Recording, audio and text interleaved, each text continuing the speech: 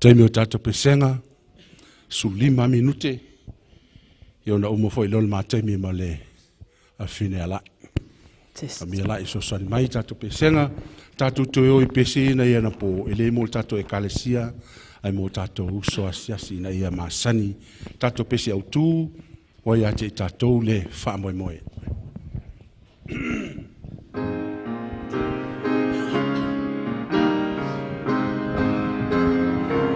Pes fatasi tato e kalesia.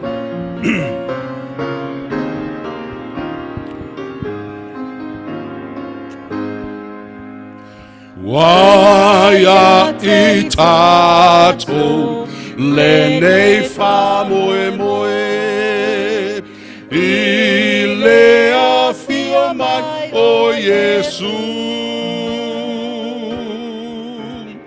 Waia I tato le nei fa tua tua I ana fola nga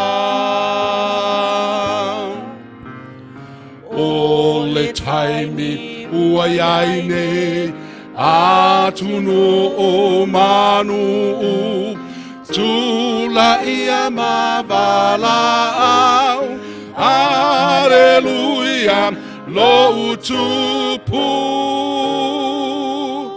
Waia e tato le nei fa moe moe I lea fio mai o Yesu Ea Ese ale fio le pese le bea wai loa la iei le fa moe moe ia tato tala noa let's talk about Jesus I le nei a fiafi Taimenga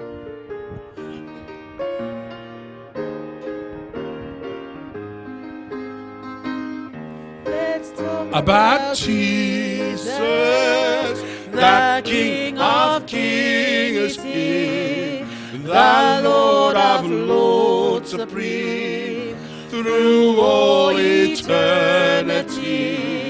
The great I am, the way, the truth, the life, the door. Let's talk about Jesus more and more. Talanoa mai Yesu, le tupu a tupu, le ali o ali, e o le fava vau, o le au sili, o le ala maleola. Le upumoni mai le fai, toto a talanoa mai Yesu. Lei, faftai, e se ko fia. A me se tinali lo moi, fia io ia. Hallelujah. Ia lei, I surely do know.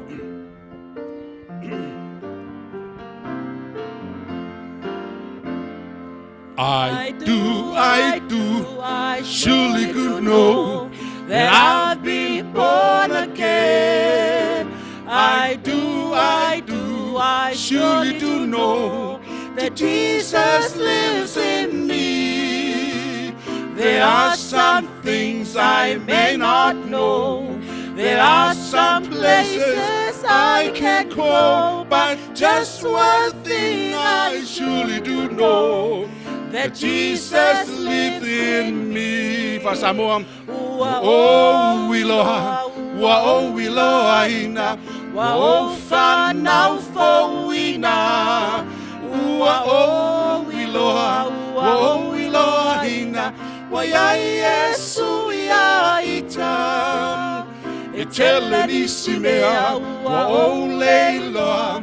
O mea watu tupu malele mautino aetasi ole mea ua o iloa ina wa ya Yesu ya ita.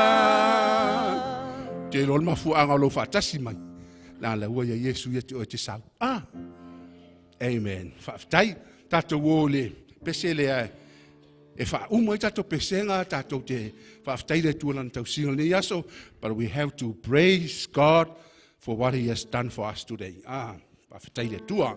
I will sing and praise the Lord.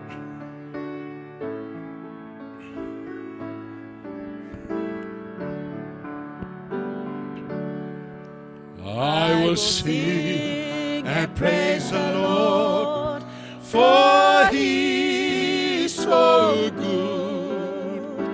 He is so good to me. I will sing and praise the Lord, for He is so good.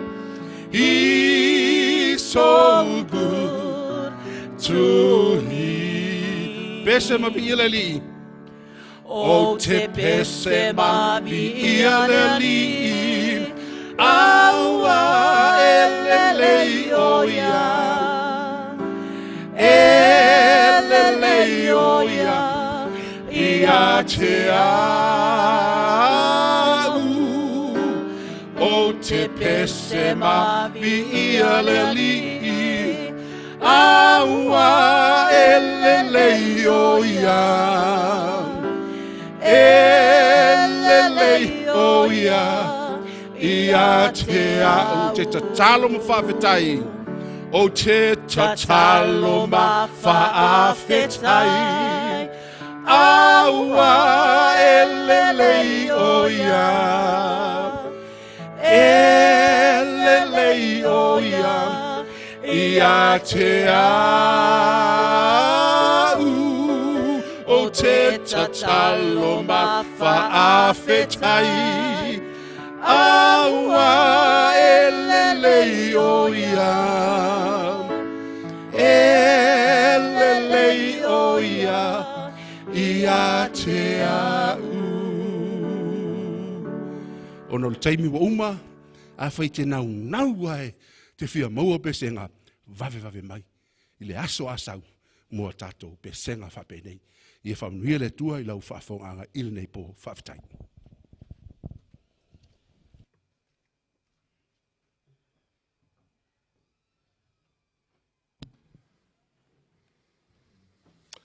Weisi na swinga la teacher tātou po kalame.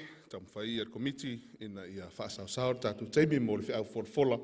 Ere ngata nei tū la fiafi ia whapea foi aso umolo tātou maftanga. Teimi nei le la batua tātou forfolanga manisio vaenga mo silfia tātou kalesia ia maise lava nei tātou so malong whai ona se si mai mo I tātou ma le awha awo pea. Ono tātou mafuta mo nei lua vai aso le awha solo. Ia ina ia lava le teimi tu ina tuai le whiau forfola le tua.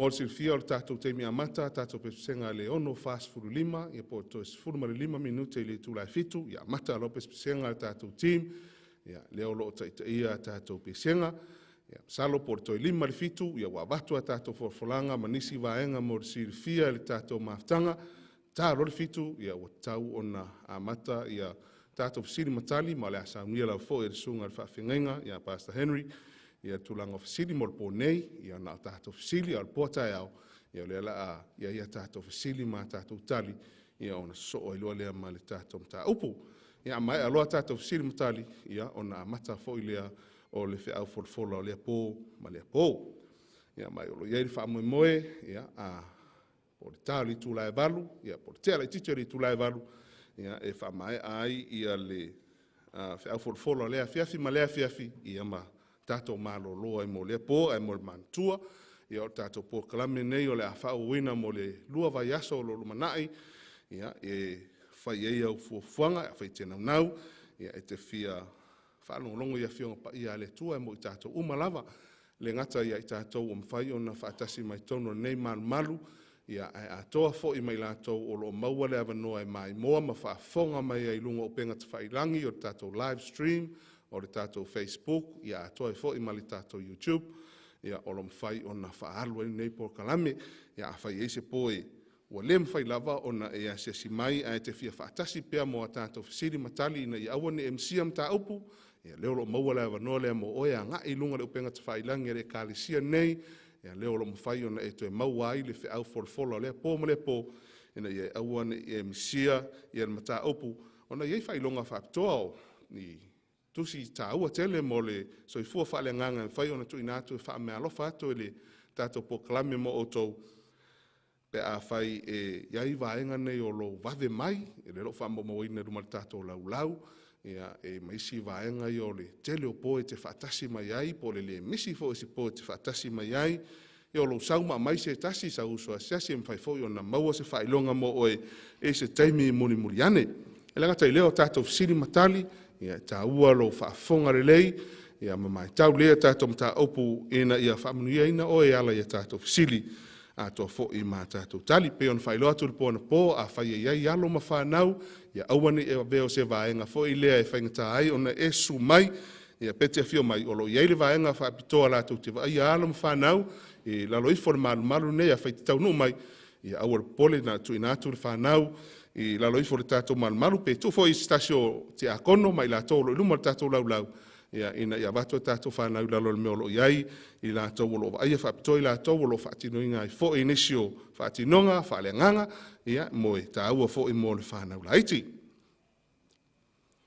Ia, tamsalo pauia o tātou folfolanga mo i la tau e fia maua se awala e a ngai mai ai tātou sauninga pe a whai wale avanoa le masani o na umaia oe ia ma fai lava na e sa ili mai so awala ia lo ia vaenga fa pitoa e fai ona so sani e toi tato po kalame mo oe e tu ina tuai ia vaenga o Petro Vouchers ia ma fai ona so sani lo malanga mai mo lo te fo ia tu ia ina ia awani a vea le vaenga o se fa fita auli po le ala fo se fa fita auli e ono a faina i lo fio mai mo lo so mai fa so tato lo lo iluma e ma fai ona tali atu lo fa fita auli so fa fita auli ina ia awane i Misiona mato whanau naunga, ina ia awane i Misiona le whiau wholwhola, e amar whingaro le tua le ala waina le nei rua vai aso, mo i tātou le whanau pele le tua, e manu i tele lau whaafonga nei tu la fiafi, whaatai lava whaafonga mai.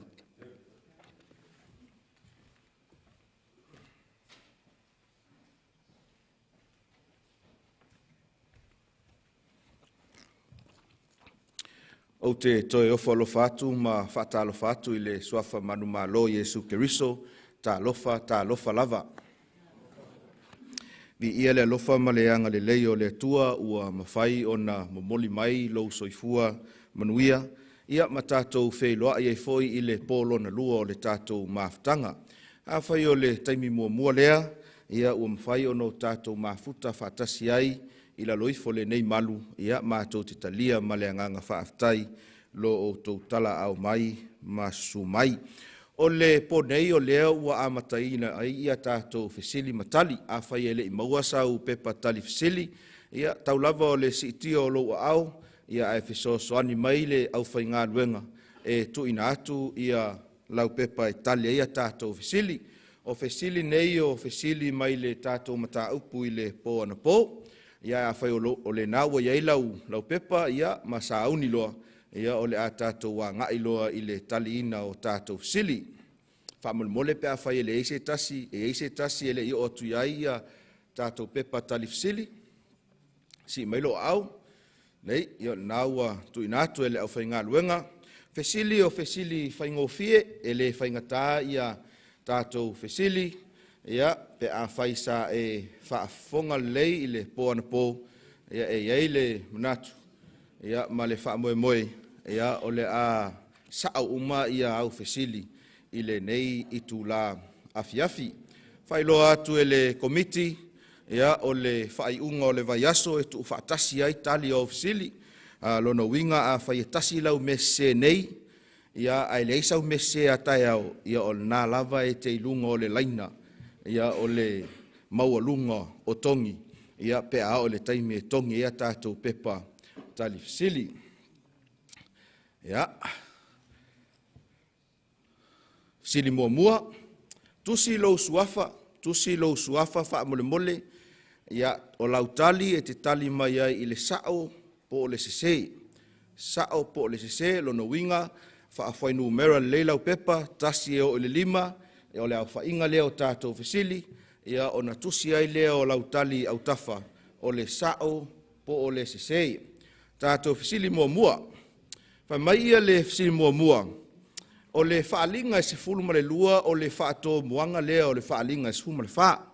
Sa ta ua le tātou whaasoa i le pōna pō, ia le vaenga lea.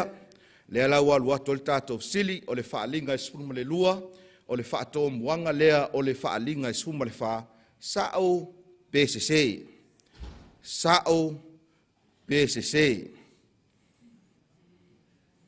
Lei o le fsili lona lua. Fa mai le fsili lona lua. E whāwaenga o le Feau i le pō ana pō. E whāwaenga o le tātou whaasoa po o le Feau sa mawhai o na fofonga ina i le pō ana pō. Sao PCC. Sao PCC. Sile tolu. Whamalef sile tolu. E le ito i lalo lava pe Faiaina Yesu ya satani. Sao PCC.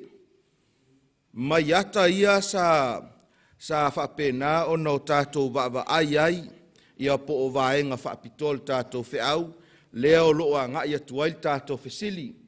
E le ito i lalo lava pe Faiaina Yesu ya satani. Sao PCC. Ya, silo na whai mai. O le manu malo o Yesu e ngata lava ya Yesu. Sao PCC. O le manu malo o Yesu e ngata lava ya Yesu. Sao PCC. Sao PCC. Ya, ma le fesili muli muli. O le tasi le aso e tutusa ma le tasi le tausanga i le tusi o whaalinga. Sao PCC. O le tasi le aso e tutusa ma le tasi le tausanga i le tusi o whaalinga i le mata upu le pō na pō. Sao PCC. Ya, a whaiwa maea ia le tali ino fisili. E ise fesili e manatu se tasi e toi wha oi, o le naolo i lunga le tātou ia tātou fisili, tasi o le wha, mua, o le whaalinga suma lua, le whaato muanga leo, le whaalinga suma le wha, sa o PCC, e whawaenga le Feau le pōna pō, sa o PCC, e le ito i lalo lava pe Faiaina Yesu ya satani, sa o PCC, o le manu malo o Yesu e ngata lava ya Yesu, sa o PCC, ma le fisili muli. O le tasi le aso e tutusa ma le tasi le tausanga i le tusi o whaalinga. Sao PCC. A whaiwa maea o na tusi lautali, tusi ai malou suafa whaamole mole, ia au leo le aao ia tātou pepa tali fisili. Malou sila fia e le toi talia ina se pepa e muli, ia pe a uma o na talia tātou fisili, ia e whai mai ia le tala le Faiaoga. E le taulia lau pepa na au le la au tātou pepa talifsili a ngā ia tu lau whainga luenga mo le tuwhatisia o pepa talifsili au le la tu inatu tali o tātou fisili mo le ponei so ani mai le au whainga luenga ia ma o lātou whaatinoina foi ia le ngā luenga whainga tā lea o le tongi ina o tātou pepa talifsili ia wa sauni wa uma na o tātou pepa, na o lo au pea, wha mole, ia tu watu e malau penitala, e toi wha o ngā tae au, ta latu tae au, ia mase ia umalava ia le tātou maftanga nei. Ia, sin mua. Ia, o sin mua, wha maile sin mua. O le whaalinga sfurma le lua, o le whaato muanga leo, o le whaalinga sfurma le whaa. Sao PCC o le alau tali. Pe afa e le sao o le isi afa e le o motino le lei. Ia, sa ta ua le tātou Feau i le pō ana pō. O le whaalinga e sfurma le lua. Ia, o le introduction lea o le whaalinga e sfurma le wha. Lea o lo o wha autu iai ia le tātou polokalame i le lua. Vai aso le nei, lono winga o le tali, sao. O ila e sa o lan tali o le sili le, si melo au. Whaftai, o le sili e lua. Fa mai le fsile lua. E whāwaenga o le Feau i le pōna pō. Sa o pesise. Si lunga lo au pia whai e te whapea mai sise. Tasi, lua, na to lua, tolu. Ia, o le tali o le fisili. E sa o. E whāwaenga.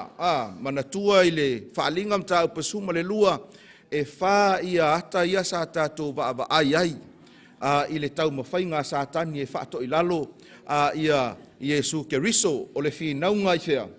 O le whinaunga le nofo alii ia o le oso whainga sātani ina ua whio mai Iesu lo tātou lalolangi sa ia tau mawhaia ina ia whaasio tia o ia a o pepe a o lea na ave e le angelu ia Maria ma Josefa ma whaasao ina mai ai ia ma le tele o isi vaenga whaososonga sātani lea sa whaia Iesu i le taimi lea, ia ato ai ma le oso whainga, i le taimi lea o tangata o lea tua, lea sa tātou tala noa, i le taimi fo i lea o tausanga pōngi sā po le Dark Ages, le afe lua se lau ono se fulu tausanga, ia ato ai, ia ma le vaenga lea e oso whaia e Satani i la tau o e totoe o le whanau a lea tua lona winga, e sa o le tali lea, e whāwaenga o le tātou Feau ia lea sa tātou whaasoa i pōn pō. Sire e tolu, e le i to i lalo lava pe whaia ina Iesu ia Satani, sao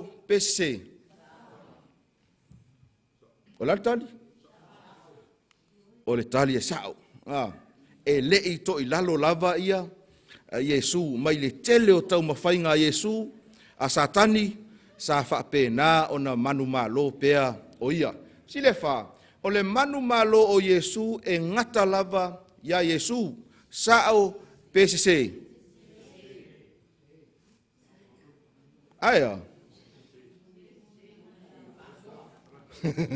Amene, sao le leil tinale, o le manu malo o Iesu e le ngata ia Iesu, o le whamtalanga al tuspa ia, ua la tō manu malo ona ole, toto o le tamai ma moe. Lona winga, ua iai le advantage lea ia tātou o tangata kerisiano. O lea ua manu malo Iesu e mawhaifoi. Ona avea oi matangata manu malo ono Iesu. Ua lai te toe sauwha no foi lea ma pe e te whaanoa noa. Ia e sauma le mautinoa o le manu malo Iesu. Lea e mawhai e foi ona o manu malo. Malifsili mulmuli. Fai malifsili mulmuli. O le tasi le aso, e tutusa ma le tasi le tausanga i le tusi o whaalinga. Sao pesise. Ia, o le tali o le fsili lea e sao. O le ngangana whaavalo anga, e te maua le tusi o numera, to e maua le tusi o eskelu. Ia, pe a o ina whaasoa ma talanoa, e tutusa le aso e tasi, ma le tausanga e tasi. Si lunga loa au pea whapea o lea na sao uma ia au fesili il pōnei. Si lunga pea whai e wha mea sao, tasi il mese. Ia. Au alai te popole, au o lea fo e toi tali si a tātou fesili le pō ata e au. I le tātou mataupu, lea o le a tātou whaasoa ai. I le afiafinei, ia e le lei foi ona e whaafonga le lei, ia mau tātou waawai i le tāua o afionga pa ia a le atua. O le taimile nei o le tātou Feau, ia manatu foi, o lea ua talaftau i lei ma le tātou taimi, ia awa le whaasoina o afionga pa ia a le atua. O lo tātou iai pea i le autu, e pei ona whaatulanga i le nei polokalame, o Feau e tolu whaalelangi mai le tusi o whaalinga. Ia mai toe whaatalofa tuai ma talia fia oe ma lou ainga i le afiafinei, whaaftai le whaavanoina o lou taimi tāua, ina ia o tātou mafuta ai i lalo ifo le nei malu. Sa au whailo atu i le pō ana pō, o le tātou whaasoa le nei o le aso iso e ina ai, ia le tusi o whaalinga, ai whaapitoa lava i Feau e tolu whaalelangi, o loo maua i le whaalinga a o lona mata upu e sifuru ma le wha. Whai upu e ono se ia o i le whai upu e sifuru ma le lua. Se i mai lua au pe a whai sa e whai tauina ia le tusi lea. Whaalinga e sifuru ma le wha a o lona whai upu e ono. Se ia o i le whai upu e sifuru ma le lua. Ia o lau homework lana. Ia ina ia e susue. Ia ma e tilo ma e tangtanga iai i le tā ua fo'i o lea fo'i vaenga. O le tele o tangata. A e manatu i la tou. O le tusi o whaalinga, o se tusi e whaatu mulia i whailonga whaalilo lilo. E tumu i manu fe ai, ma manu e ese lava o la tou fōlinga. O nisi fōlinga e matautia, e lei va ai mua ai. Peitai. I le whaalinga mata upu mua, a o lona whai upu mua. E te mau ai whaamatalanga e whaapea, o le whaalinga a Yesu Keriso. Lona winga, e uilava o loo iai to tonu maisi vaenga, i to tonu le tusi o whaalinga, ai ao no tātou i loa mo tātou mautinoa, i le amatanga ma le tusi atoa, e whaatatau ia Yesu Keriso. Tusi la whaalinga la uoe le awhiawhinei, o loo whaai loa mai ai, fe au whaapitoa e whaatatau ia Yesu. Fe au whaapitoa e tā pena i tātou i aso muli i le lalolangi, ato ai ma le toia fio mai o Yesu. Lona winga, e le o se tusi e ao o na tapuni pea, e le o se tusi e ao o na te ena pea, ma le whaitauina, ai o le tusi e ao o na suesueina. Whaalinga mua lona whai upu e tolu o loo iai le whaamtalanga e whaapea. Amu ia le whaitau a toa ma e whaalongolongo i upo le nei walo anga, ma tausi i mea ua tusi ai. E le lava le whaitau, e le lava le whaalongolongo, ai whai mai e ao o na tausi, e ao o na whaatino, e ao o na whai. Au tātou sue la, leo fia ma le tātou maafutanga, i le tusi o whaalinga. Ai maise lava i Feau e Tolu whaalelangi i le whaalinga e sfuma le wha. Whai upo e ono se ia o i le whai upo e sfuma le lua. E tā pena ai oe maau i le toia fio mai o Yesu i o tātou manatu i vaenga tā ua nei. Walau lia whaapito oe le awhiawhinei ina ia tātou tatalo whaatasima i le atua e whesosoa ni mai. Ao tātou whaasoa i nei Feau whaapitoa. Ua tuina mai mo i tātou. Se o tātou tatalo. Le atua e vi ia la ua fio e le au noa. Mapu mai ia le nei au fia mo mātou tangata. I laloifo le nei malu. E le ngata mātou te osi taulanga. Mātou te whaafoi atu le vi inga ma le whaafitai. Ai o se avanoa foi ina ia o mātou sue ai ma whaalongolongo iau a fionga. Fesosoa ni maile nganga pa ia o la ufio a o mātou whaasoa.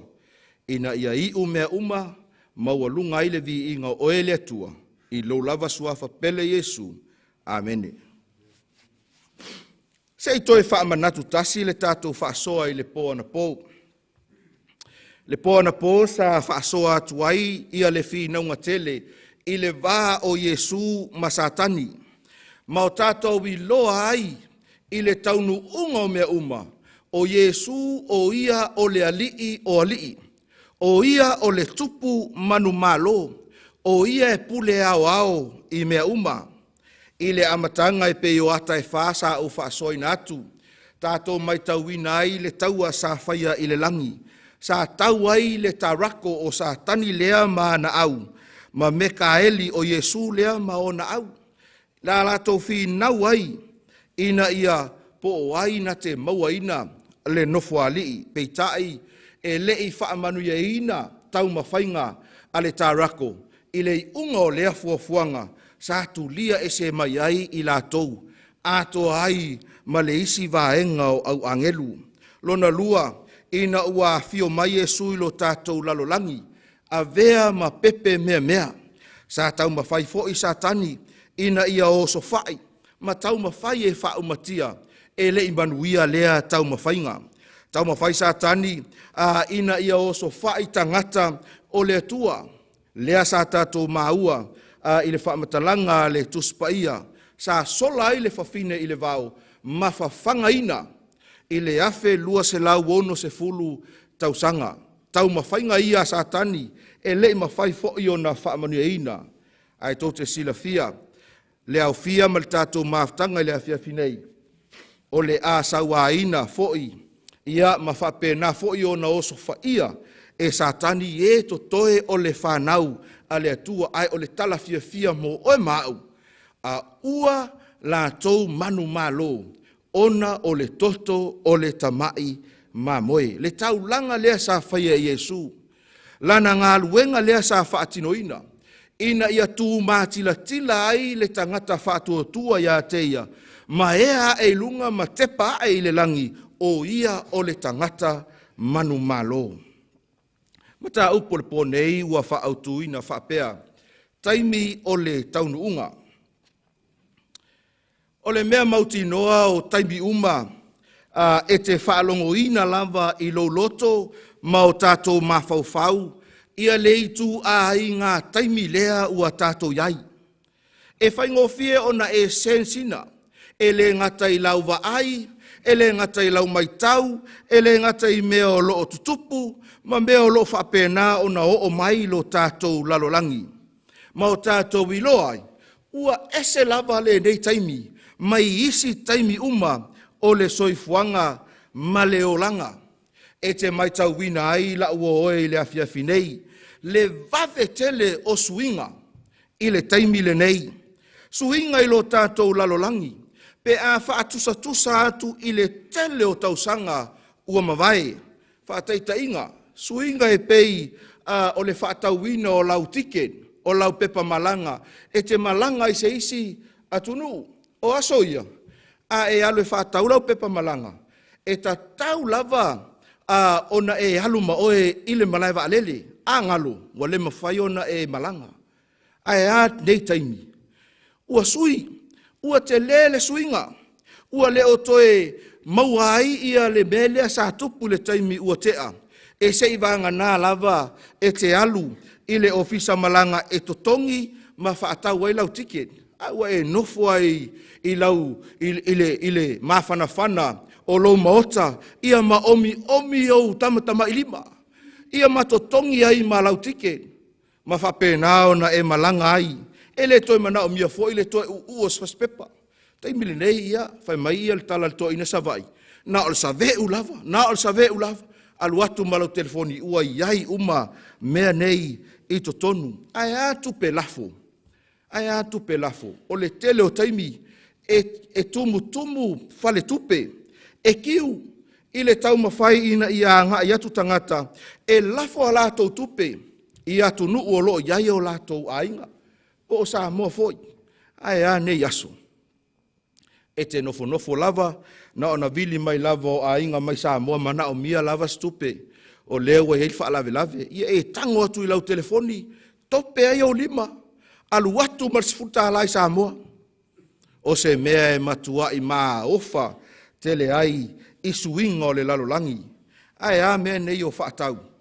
Ia, a tonu o tātou nei, lea e lei, o le lei, ia le silafia ma le iloa, i le whainga o whaatau i lunga, o upenga ta whailangi, ma le whaongaina.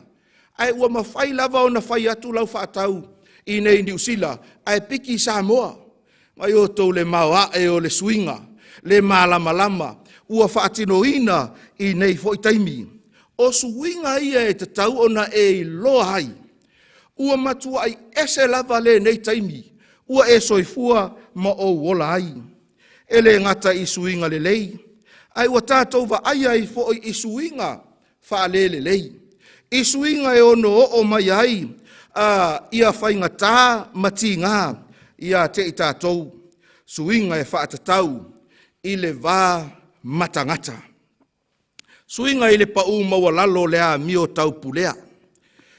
A mio tau pulea i tangata ta i tōtasi. Ai whaapea i fo'i ma whainga malo i le lalolangi atoa. O mea sa whaatawa ina ma whaamamaluina E pui ai le hawa whatawhata ma le whaaloalo. Ua amata o na mou maali atu. Whanoa noa lava e ai atu I se tasi o aso. I le whainga mai o le isi ali I talavou o se tamā matua lava. Ai sea, ua leo toi iai ia le hawa whatawhata.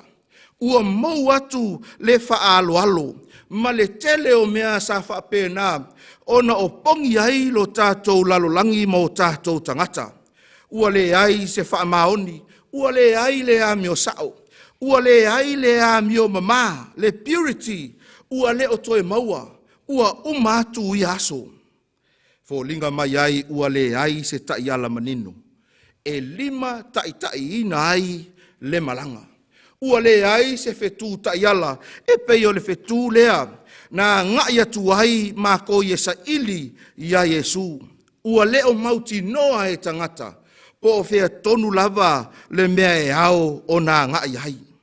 Whamatala ina e se tasi o tu stala e whapea. Lana whamatalanga.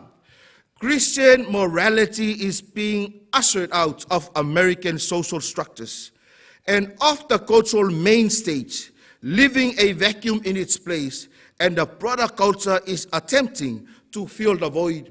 Whai mai le tangata le nei se isi whamatalanga whai ngofie, o malo sa fausia ma whaavae ma losi I le whaakerisiano. Ai ua amata o na suia, ma tuu awanoa I isi manatu, ma isi a oa onga fou, o lea ua ofi mai, e le o onga tasi, ma le whaakerisiano. Inisi o so e suenga, mai tawina ai, le whaatupula ia o le popole o tangata, I le tūlanga tau I le amio o malo te tele.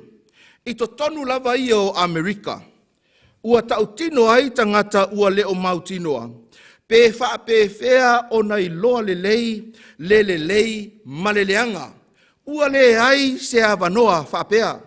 Mai whamtalanga o loi lungo le tātou screen. New research reveals growing concern about the moral condition of the nation. Even as many American adults admit that they are uncertain about how to determine right from wrong. O le toa tele o tangata ua manatu ifo, a whai ele lei I loo mawhauwhau o le mea sao lea, ma o le mea lea e tatau o na whaia e tangata uma. O nisi ua talitonu, a whai e talia e le toa tele, e hao fo I la o na o talia ina. Ua leo toe I loa le lei, po fea tonu e iai le lei maleleanga. Ai o nisi o suenga, sa whaia ele tangata lea, whai mai aia. Ua matua ai toa tele lava tangata, I to tonu lava ia o Amerika, valu se fulu pasene, o loo whaalia o lātou manatu, ma popole I le tūlanga o le amio o tangata I le lalolangi. Vai o tō iai I le tūlanga ua o iai lo tātou lalolangi. Valu se fulu pasene, tusa lava po le ale I tu a inga tangata o lo iai oe. A o lea ua iai o lātou manatu, ua wha solo lātou mawhauwhaunga. I le tūlanga tāua loa, ma le amio, I to tonu o malo ai maise lo tātou lalolangi. I le tausanga tasi iwa ono se fulu. Whai mai e pea ma le fitu se fulu ma le lua pasene.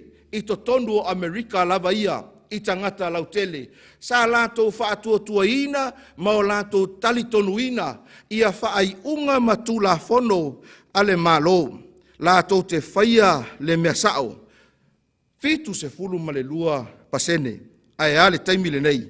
Whai mai le suenga, I le taimi nei, ua nā o le se fulu ma le iwa pasene, o le population, ua lātou talitonuina, ma o lātou whaatua tuaina, ia le tūlanga o malo, lātou te whaia le mea sao. O le isi le asuinga matautia. Nā o le se fulu ma le iwa pasene, I to tonu lava o Amerika. Lātou te talitonu ma whaatua tuaina. O le whaaiunga ma tūla fono le a fausia. O le mea sao lea o le aiai. Lona winga. Valu se fulu ma le tasi pasene. E leo toe talitonuina. ia vaenga ia. Malu se fulu ma le tasi pasene. Fai si te leo le whainu mera lea. O le fesili. O le a le mea lea o lo tupu i nei. O le a le mea lea o lo maitawina. I le tū langa o lo iai lo tātou lalolangi. Mua. Ua leo to iai le whaatua tuanga. Ua leo to iai se talitonu. I whai ngā mālo atoa ai ma le whaapolokiki. Ua leo to e talia ina. Mafuanga le nā tātou maitawina whai ngā mālo te tele.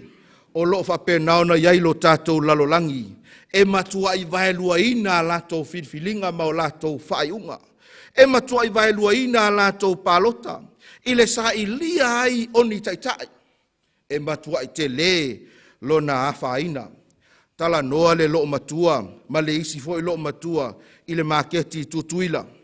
Ona fesili atu leo le isi tina. O le aso i loa iai le suinga le la iai. Ia le tātou whainga mālo, ma Samoa. E whamali tala lo matua. E tutusa uma. O le ale winga o lau whamtalanga. E tutusa uma. E o mai foi le isi vaenga o le mea e tasi, o mai isi o le mea e tasi. Mai o le va ainga lea atangata ese i to tonu o le lalolangi. E le ngata i Samoa, New Zealand nei, atunu mamao, po o whea lava. Ua leo toi iai le tali tonu ato otoa, lea sa iai i taimi ua tea aisea. Ua matua i tele na wā suinga, ua o mai lo tātou lalolangi. Te le afianga o lo tātou sio manga.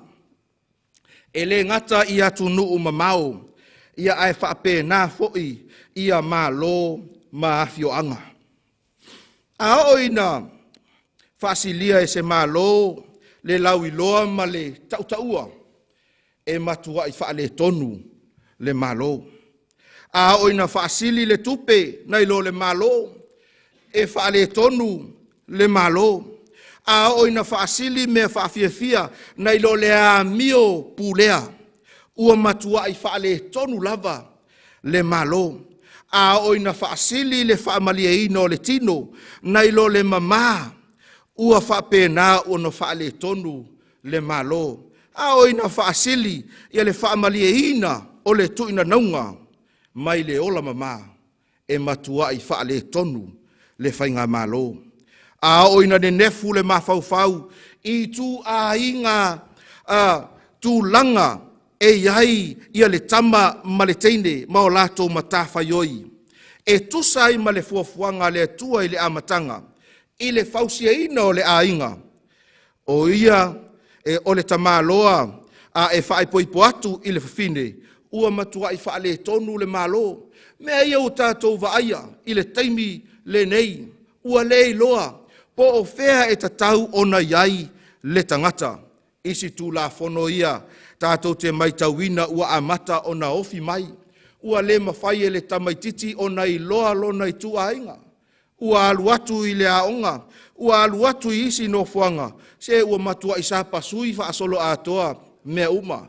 Aisea, ua amata ona ofi mai le poto ma le malama. Isuinga i le taimile nei. E ono a fia ai le soifua whaaleanganga o le tangata. Ai a le tūlanga, i le a mio leanga ma le whaasio tangata. I le tele o mea o loo tutupu, i to tonu o sio tātou atunu. A tātou vaava ai mea o loo tupu ilo tātou lalolangi le taimi nei. E iai le talitonunga, tātou te la ngona whaatasi ai, o loo e soifua ma o wola, i taimi o le taunuunga. O lo e soifua ma o wola i se vae ngā taimi, e popole ngō fia ai lo loto ma loo mawhauwhau, po whea le ātua i ai le nei sāwalinga, ma le nei malanga o loo tātou whaia nei. Taimi e whaataunu ina ai. Mea sāwalo ia e le tuspa ia. Mea sāwalo ia e Jesu, taimi le nei. Mea ia sa valo ia Jesu i le mataio e lua se fulu ma le wha. Whai longa i lona toia fio mai. Valo anga o lo tusia i le tusio luka mata upo e lua se fulu ma le tasi. Ma le lua le Timoteo. A to hai ma le tusio whaalinga. Lea o lo tatou suesueina. ma o tātou whaasoa ai i le nei lua vai aso. Feau i o le tusi o whaalinga a maise lava i feau e tolu whaalelangi. O feau mo le au ngā tupulanga le nei. Leo lo e soifua ma o wola ai. O feau mo aso muli muli. O feau mo taimi o le taunuunga. Feau o lo whaailoa mai ai e le au perfeta. Feau o lo mo moli mai ma tau longo mai. I se au wala whaapitoa. Ua whaatusaina o le leo o le pū aisea. Ina ia la ngona e tangata uma. E leo se whaili fo i lea la folile. Whai tālonga ili a waithiwe ili. Peo melen tupul tālonga lea na umatu nei ale o peleki ma Afrika. E ili al whaili ala alu atu alesea li ina pue whafua se istamo Aaron Smith. E leo la ngona. A o fe au ia wa au mai le taimi le nei. Taimi o oe ma le taimi o au. Whai mai whamtalanga le tuspaia. E au mai e pei o le leo o le pū. E fina ngalo le atua ina ia e langona ina. Ma ia e tali atu ia te ia. E ala lea i lau filfilinga. Whai mai upu le poto i le whaata oto suma le wha. Ao lona whai upu e tolu suma le wha. O le ami o tonu e di ia i le nuu. A o le angasala. O le luma lea. O le nuu. Righteousness exalts a nation. But sin is a reproach to any people. Ioe. A o ina fausia ma le lei se whainga malo e matua i le lei lava. Tā ua le whaamtalanga lea o loo i lungo le tato i e whai mai. Nations are great because nations are good. When a nation ceases to be good, it soon ceases to be great. E ala ona maualunga ma le lei ia se whainga malo. Ona e iai mea o loo fausia ai. E iai le whesota inga, o le a mio i le manuia ma le manuia o se malo. Te le, e te longo fie lava le a inga, e a auina le lei, i a mio a lato walo ma whanau, e te maitauina e ese lava, mai isi foi tūpulanga, e le whesilingia lona mafuanga. Aisea, le ana o loo fausia, ia le a mio, le lei ito tonu o a inga. Lau oe le afiafinei, o le whaamaoni, o le amio pūlea, o le amio mamā, ma le whaataua ina o a inga, o le whaavae papa lea mo le manuia o se malo. A o ina whaale tonu mea ia, e matua i mā lepe, ma mā sofa le malo. I le tusi o whaalinga, o loo whaelo manino mai ai. O mea e whetau i matala whea ngai i nuu ma malo. E whe so o tai foi i tangata taitotasi. I lea wha matalanga. A o ina manuia ia se whai ngā malo o lona mafuanga. Ona o tangata o loo whaavae ma fausia ai lea malo. A o ina le lei se e kālesia. E mafua mai ona o tangata o loo fausia ai lea e kālesia. O le mea mauti noa lava, la ua oe i le afiafinei. O malo manuu e fua la tōtu la fono i le mana onga o tangata lautele. E le aia se malo tulou, whaavasi. E o mai ma Feau se tu la fono, ai le whaalangolango i mana onga o tangata lautele. E whai whaatatau le lei, ia la tō fuafuanga, ma le lato whanaunaunga ina ia manuia ai tangata lautele. Mai a whai e whaafouina se malo, peo na uta ua le taimi ua sola, e mafua mai ina ua whaafouina tangata. A whai e whaafouina se e kālesia, e mafua mai ina ua toi whanau fouina, uma tangata ole e kālesia. O lo tātou iai i se vae ngā taimi o whai ngā whitwhiringa ia so uma. I le toe fausia ina lea o le soifua ma le olanga, i le a mio e tatau ai. En mafuangal na e alai o na tau talapea, le tamā ma le tina. I le whanau i le tele o taimi aisea, le anga o le a mio e le taimi e whe mou wa iai. O le tusi o whaalinga ma Feau o loo iai a te tātou i le taimi le nei. O se whe so ani mā losi lea. o se fesoasoani sili lea mo oe mau, ina ia le lei ai la ta ua amio, ai maise ai a tātou filifilinga fai, i le aso ma le aso, ina ia tātou filifili whaatasi ma Yesu. O le whaalinga e sfumare wha, o le fatu lea o fe au i aso o le unga, taimi le nei o lo e soifua ma o wolai. O le mata upu foi lea, o lo o iai fe au e tolu whaalelangi, lea o lo o wha au tu ai le tātou poloka lame, i le nei lua vai aso. Mo le tau sila fia, e tolu vaenga o lo o vai ina ai, ia le whaalinga e se fulu mare wha. Tolu vaenga mua, e te maua mai le whai upu mua, se ia o i le whai upu e lima, o lo o iai ia le vaenga lea e taua o le se lau wha se fulu mare wha hafe tangata.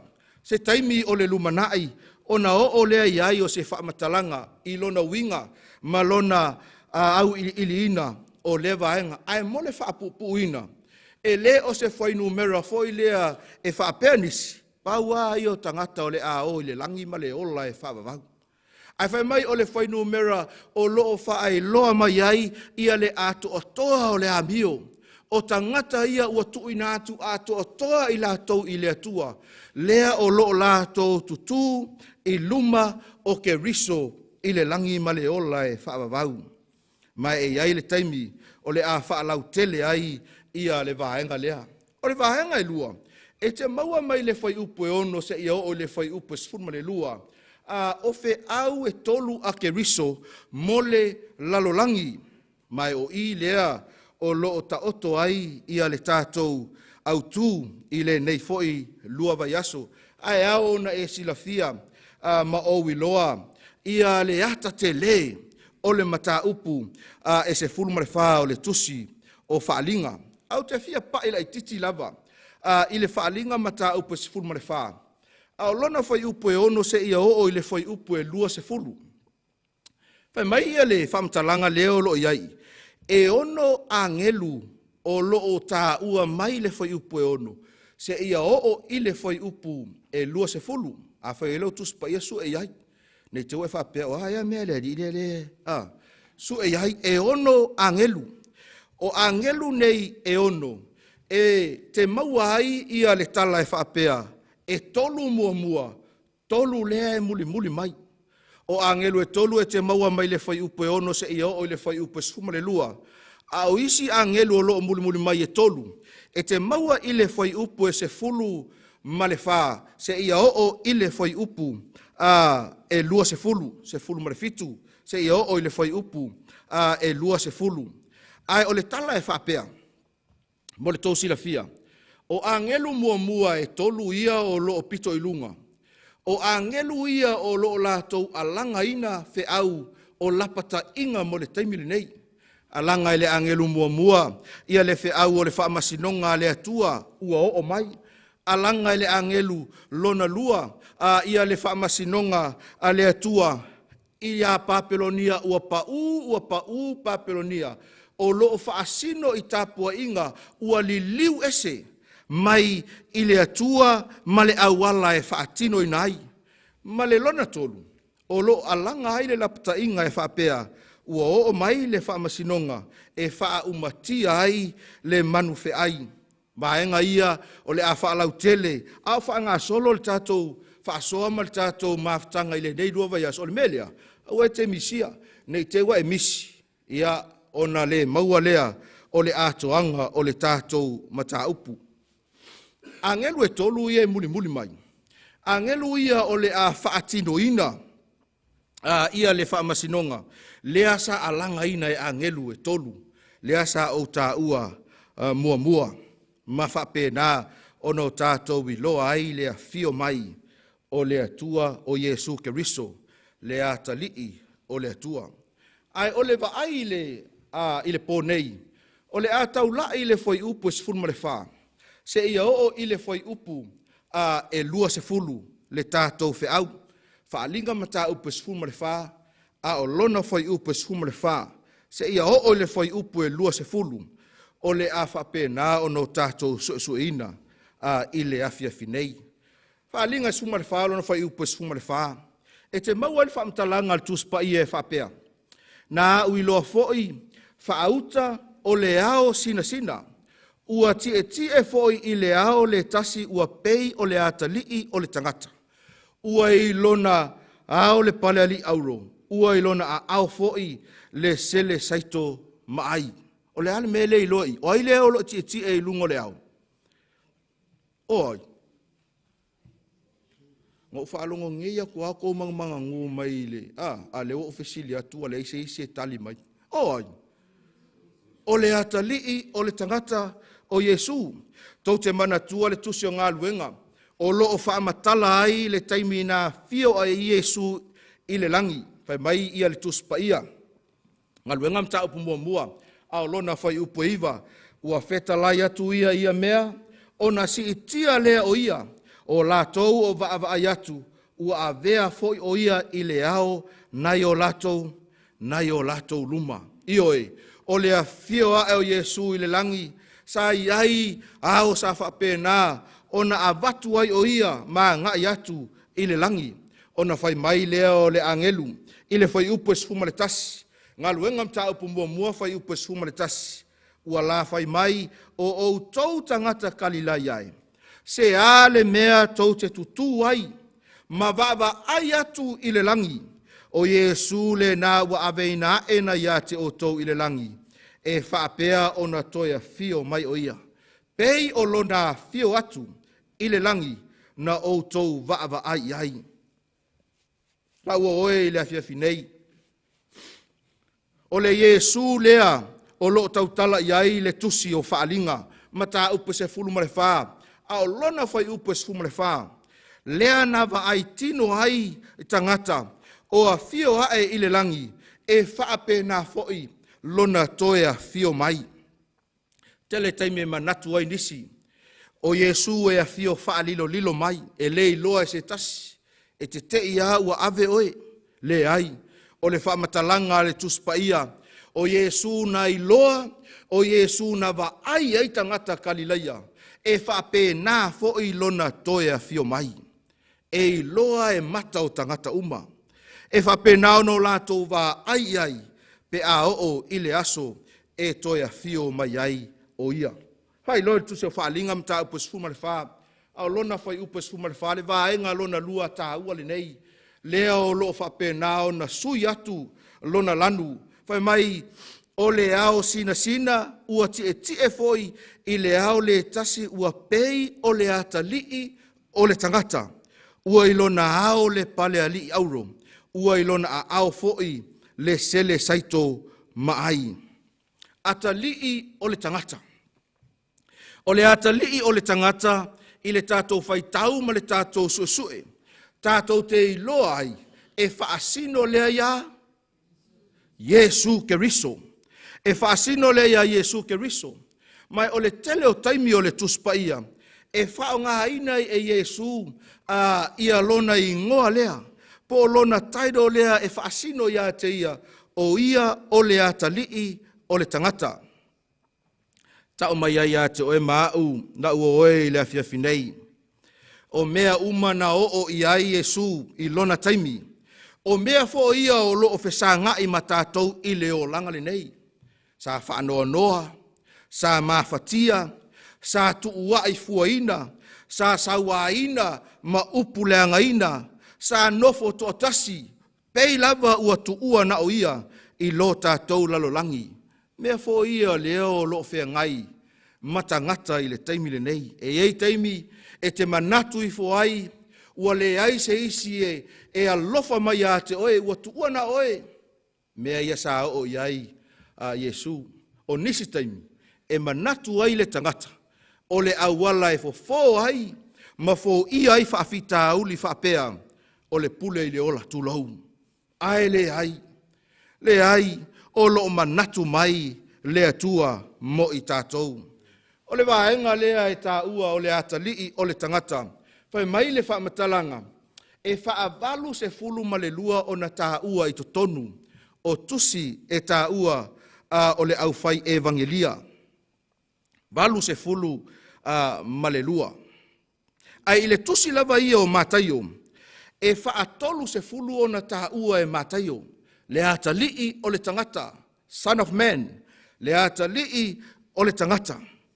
Ai o taimi uma lava e taua i e mataio, e ta tau lava o na iai se feso o tainga, i le whamatalanga le o le ata lii o le tangata, ma le toia fio mai o Yesu, whataitainga, mataio e sifuru ma le ono, alona whai upu e lua se fulu, ma le fitu, se o tātou whai tau whatasi leo fia wha mole mole, whai tau.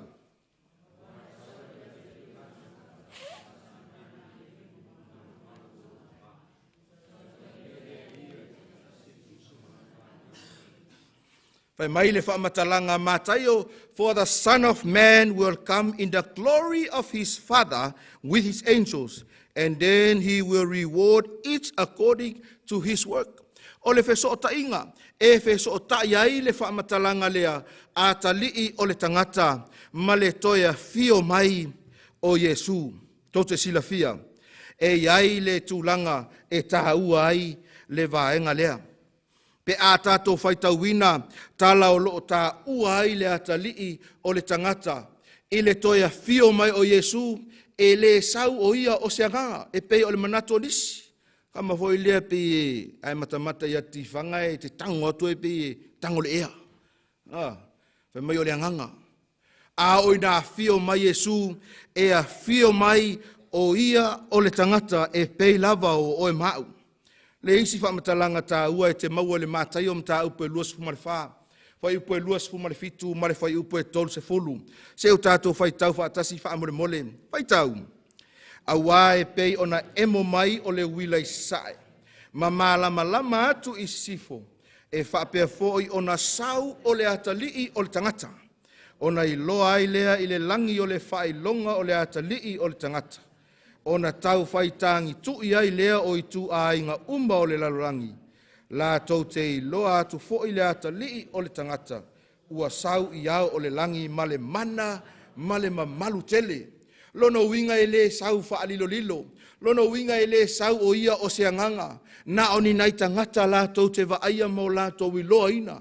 Ai le ai e sau o ia i le tino. E sau e i loa e tangata uma. Mātai o mta upo e lua sumare lima, whai upo e tolu sumare tasi, e te maua le whamtalanga le tuspaia, pe a sau le ata lii o le tangata i lona mamalu, ma le au a ngelu pa ia uma whantasi maia, o na ti e ai lea o ia i lona nofo a lii mamalu. Nofo a lii lea lena tau mawhaisa tani e fi nau ai, i le po ana po. Ae le i mawhai ona manu malo ai, e le tio a lii. Ama na o sa tani na te aveina le nofo alii. Ai whai mai le whamatalanga o le nofo alii o le whailonga o le pule au au.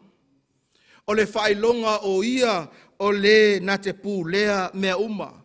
E le ngata i le langi a o le lalo langi nei. Le nofo alii o lo tātou alii o Yesu Keriso. E tolu vaenga mauti noa le au pele tātou te au ina mai. E mau sao tātou whaitawina. Mua e toia fio mai Yesu mai mauti noa. Lua e a fio mai o ia ma le taui. Lea foi e tā ua le tusi o whaalinga o le whaamasinonga muli muli. Lea foi na tā ua i mau i le tusi o mataio. E a fio mai o ia ina ia tau atu e tusa malana na whai. Tolu e loa ai le mea e te iai e whaavavau. La ua oe. E tatau ona e mauti noa. Le mea e te iai pe a o le aso e a fio mai Yesu. Awa a fio mai Yesu ona manino lea o le mea e te iai e whaavavau. Tā ua fo i le tātou mau lea. Sa whaitawina. Ia le palea lii auro. A whai mai le whamtalanga. O le ata lii o le tangata. E a fio mai o ia e le ngata o le palea lii auro, ai e lona a au fo'i le sele saito maai. Tota sila fia. O le palea lii auro lea o lo ta ua i le whaalinga mata upe sfuma le wha, whai upe sfuma le wha. E sauma le upu e leni lea o le Stephanos. Ai whai mai le whamatalanga. O le pale lea e ave i le tangata e tausini o mai a mawaina se tūlanga manu malo. Taimi le nei wa sui, lea fatu a umatu ta alonga le Commonwealth. E fia kako au loia ngā mau. E fia au longa mau le Commonwealth. Pine auro. Au taimi e tau tala iai fai mai na whao ngā imo meo pale auro. Ana o mai le taimi nei o loo whao ngā pea ia mea nei o pale auro. Lona winga e tātou te wawa ai atu ua pale aulo mai. Ia se sui, ia po se tamata alo mai sio tātou watu nuu. Pe a o ina whaamanu ia ina ile manu malo. Fai mai whaamtalanga o le mea lea e a fio mai Yesu e whaapale ina ile auro aisea awa o ia o le manu malo, o ia o le tupu, o ia o le alii o alii. Mai taur whaamtalanga tuso whaalinga sumal whawha upo sumal wha. Na au i loa whaauta fo'i o le ao sina. Ua tie fo'i i le ao le tasi, ua pei o le ata lii o le tangata. Ua ilona ao le pale auro. Ua ilona a ao fo'i le sele saito maai. Fai upo sfumale lima, whaalinga sumal whaalo, fai upo sfumale lima. Fai mai ua aluatu fo'i le tasi angelu nai le malu, o fele sau ele angelu. Sau mai malu, ua alanga male leo tele i le ua tie i le ao o Yesu lea. I nā whaao o atu ia lau sele saito i nā sele. Awa ua o i ona po e te sele ai. Awa ua afu le saito o le lalolangi. Tote sila fia le au pele. Pe ao i nā fio mai Yesu. Pe ao i nā matala le langi ai tātou wa aia. Ia le alii o alii, le tupu o tupu, tie mai lunga o ao, male pale auro, o lofa pēnā o na ia pale mai ai. Taimi lea o le a wha poto ai, male au pa ia ma i lātou sa o lātou ta lia ina, Yesu ke riso e avea, ma lii ma whaola. O se wa ainga matango fie, o se wa ainga wha momoi loto, o se wa ainga o le awha pēnā o na o mai ei tangata e tō tele, e iai o e māu, pe a o ino tā fili whaatasi maia, ina ia avea o ia, ma lii ma whaola, i le nei o langa o lo e soifua ma o wola ai. Ai mai tau mai le au pele. E iai fo i maleisi selenga. E iai fo i maleisi selenga, whaalinga mta upo sfumare wha, au lona fai upo sfumare fitu, se ia o le fai upu e lua se fulu, se o tātou fai tau whaatasi wha mole, fai tau.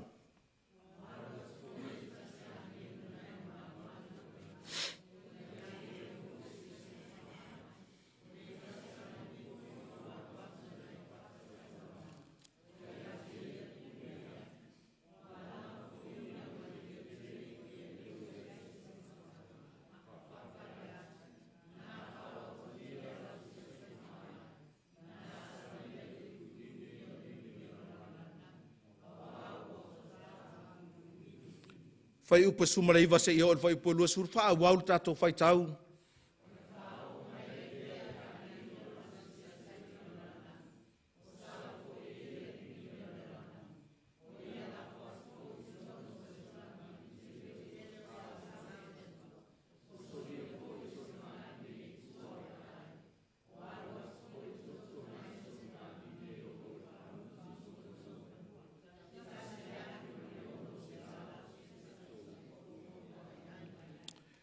I oe le au pelei le awhiawhinei.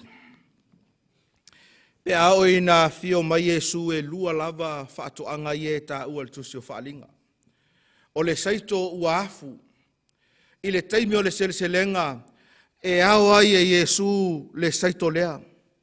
Ai o le isi selenga o lo tā ua, i le whaalinga ma tā upo e suma le wha, fai upo e suma le fitu se ia o le fai upo e lua sfulu. O le whaatoanga lea o le vine, ua le mawhai o na whaasauina, ma whaaolaina. O le awhio mai o Yesu le au pele, o le taunu unga le nā o mea uma, e peifo i o na moli maua i si tusi o le tuspa ia, e lua lava vaenga i le taimi e toi awhio mai a Yesu. O le au a meo tonu ma le au whaolaina, mai lātou e le italia ina o ia. A o le taimi lea e tau tala ai le tusi o whaalinga, o le taimi e sele ai le saito ua afu, o le fesili mo oe maau i lea whiawhinei. O whea o vaenga ia o loo e tūwai. O whea o pito ia o loo e iai. Po e iai ea i le saito a ua afu o le a sele ina. Po e iai ea i le isi tū lea. O vine whai mai le whamatalanga. Na au vina mai ai le angelu e pule i le afi. Ina ia sele masoli o lātou vai. E le fina ngalo le atua e te iai le vaenga lea. E fina ngalo le atua ina ia o tā whaia se filfilinga. Se filfilinga ina ia mautu ai lou wha moe moe ia te ia pe a o le aso e toia fio mai ai o ia. Kalatia e ono alono whai upo e fitu, whai mai whaamtalanga al tuspa ia, aua nei whaasese ina o tou, e le ulangia le atua aua o le mea e luluina e le tangata, o le mea lava lea e sele ina mai ai e ia. O le mea e te luluina i le taimile nei, o le mea lea e au ono tātou sele ina i le aso e a fio mai ai Iesu. O le fisili, o le ase mea o lo e luluina. Whai mai whaamtalanga o whai upo e walu. Whai mai o se lulu i la lona tino e sele mai ai e ia i la le tino le me pala.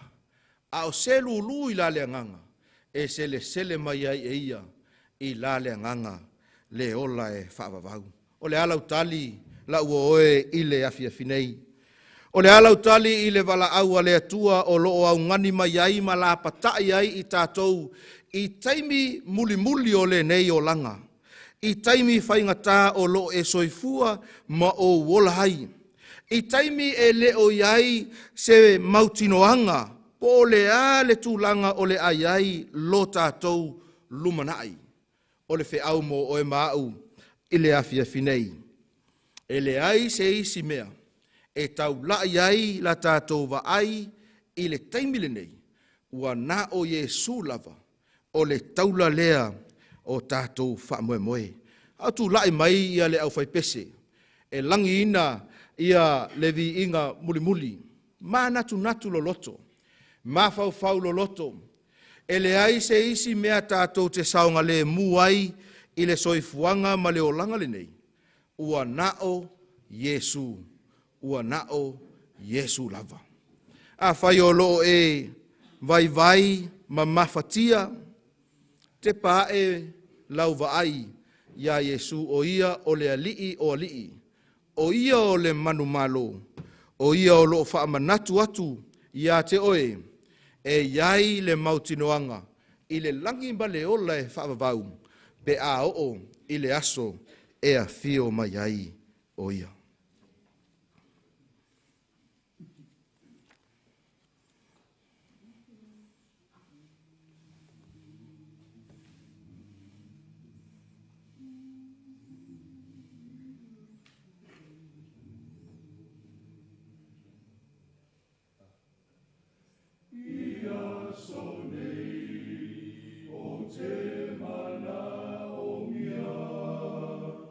Lo fa